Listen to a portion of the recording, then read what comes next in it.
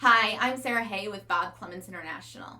Just a few weeks ago, I was in Las Vegas at a live meeting, and a dealer came up to me and asked me, Sara, should I still be marketing my dealership if I can't get inventory? I get it. The inventory situation that we are experiencing right now is unlike anything we have ever seen before. But my quick answer is yes. You should still be marketing your dealership. Now, I have a little bit of a different conversation for our dealers and our manufacturers. So let's start with our dealers first. If you're a dealership owner or manager, I want you to keep in mind that it takes 4 to 6 weeks for your marketing to be effective. 4 to 6 weeks from the time you hit send on that mass email, you hit post on social media, or send out 10,000 postcards to your closest family and friends in your area. 4 to 6 weeks is statistically what we see. So we've got to look into our crystal ball and say, in 4 to 6 weeks, what is it that we will have in inventory? Now, I'm not talking about whole goods. What we will have in inventory in 4 to 6 weeks is time in our shop. Our technicians' time is our inventory, and hopefully we have a good supply of parts. So instead of our normal focus on marketing our whole goods, our marketing focus has to shift to service and parts. Now, when we think about service marketing, how do we market service? One of the things I want you to think about is marketing for high capacity days. Now, we did a blog on this just recently on how to make $1,000 in your service department tomorrow, which would cover high capacity days. But to put it simply, a high capacity day is where we take easy jobs. So typically these are annual services that come in, and we stack all of them over the course of one day and get as many done as we possibly can. We pull the parts in advance, the technicians have these lined up and ready to go, and it's an incredibly profitable day for your service department. If I were in your shoes and trying to market my service department for 4 to 6 weeks in the future, my focus would be these easy jobs. I would send out emails, postcards, and put it on social media that we are having a time in our service department that we are just going to focus on making these happen for you as quickly as possible and offer a little bit of a discount on that service. So that's what I would do for service. In parts, I would start focusing on any parts kits that they need to perform annual services on their own. Now, I know not all of your manufacturers put these kits together, but you as a parts person or a manager probably know what's involved to do a certain hour service on any unit that you carry. Here's how I would walk through the process of making sure that we marketed our parts kits effectively. The first thing I would do is I would pick a specific unit that you sell that you can get parts for. That's the first thing I would do.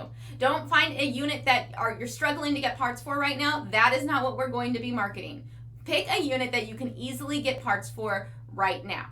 Then pull a list of any customers who have bought that unit from you in the last 1 to 5 years. That's kind of that space where they're still maintaining it really well, and we still have this ability to pick up some extra parts business from them. Then I'm going to put their emails into a MailChimp account or another mass email account and put together an easy drag and drop template for them. I'll send them an email about the parts kits that we have and help them understand what an incredible value that is for them. The next thing I would do, however, is a little bit different. I call this the hybrid approach for marketing. Inside of MailChimp specifically, you have the ability to send a physical postcard to anybody who clicks through to your website. So I would go ahead and have a postcard designed on a site like Fiverr to focus specifically on the unit that you are selling these parts kits for. And anybody who has clicked through, I would send them a postcard. One of the most effective things that we've realized is that you can now put QR codes on the back and have them have a direct link from that postcard to the purchasing space. Make sure that happens. Then understand who actually clicked through, scanned the QR code, and got the postcard. And I would start having my sales team pick up the phone, call, and make sure that these customers have been told about the parts special that we have going on. That's how I would market a parts kit in the parts department. Another thing that you can be focused on marketing if you have no inventory on your lot is your need for consignment units. Now, when we bring units on the lot that are used units, there's a few things to keep in mind. Number one, we don't buy used units. That takes up our cash flow, and we do not want our cash flow to be taken up. We bring units in on consignment. In our dealer toolbox, there's a resource for you on the consignment of used units. I would encourage you to go check that out. But we're going to bring a unit in, and we're going to bring that unit in and bring it back up to OEM specs, or as close as physically possible. The consignment of the unit means we have not had that cash flow go out. The person who brought that unit in is the one who pays for the service and the parts on that unit, but then it brings us some inventory onto our lot, which is what we need right now. Again, we've got to market this as consignment. So here's what I would do. Again, I would reach out to all of my customers across all of these different marketing platforms and say, hey, if you have XYZ unit in your garage right now that you are not using, an old one, and it's still in decent condition, bring it in and let's turn that unit into cash. That's what I would do. So I want you to think about different ways that we can still be in front of our customer, generating revenue in the midst of a tight inventory situation. Now, I said I was also going to talk to manufacturers in this. If you are a manufacturer and you are on the marketing team, here's what I would want to say to you. Number one, do not send out promotional things for things that your dealers cannot get in inventory. It wasn't long ago, one of the manufacturers we work with was sending out Memorial Day special postcards, and a dealer called us and he said, hey, they are sending this out. I have people lining up at my dealership ready to buy, but they told me I couldn't get any of these units in that they're promoting until September. The customers are coming in and they are mad at me. How is this my fault? I want you to keep in mind that I understand what you do is build stuff and then you market the stuff. And you're really, really good at that. That's why you're a manufacturer.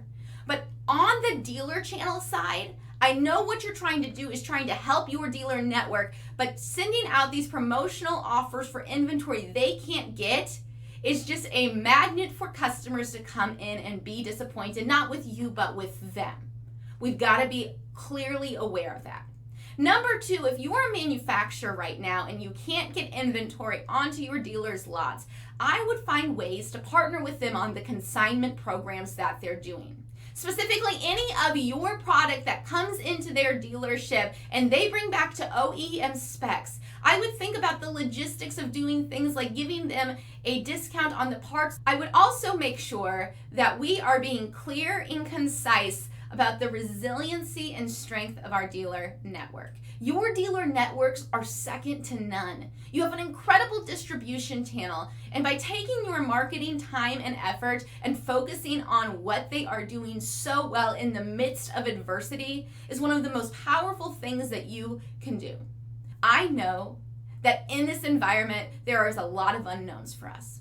But I also know that as a dealer channel and manufacturers in the industries that we're in, the resilience of our group as a whole is strong. While you may not have physical whole goods inventory on your lot, if we can just think a little bit different about what we're doing, it will allow us to continue to generate the much needed revenue we need as we go into the second half of this year.